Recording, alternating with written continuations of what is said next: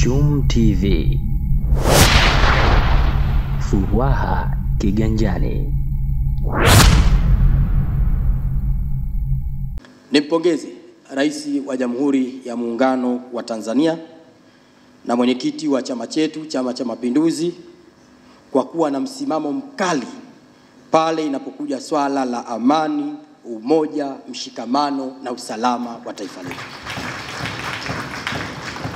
Na nampongeza kwa sababu ya kuweka wazi msimamo mkali ya watu kutoka nje ya taifa letu kutaka kuja kuchochea hasia katika taifa letu.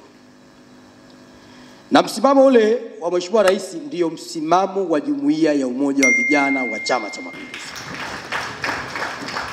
kwamba na sisi hatupo tayari kumuona mtu yoyote anatuharibia tunu ya amani, umoja na mshikamano.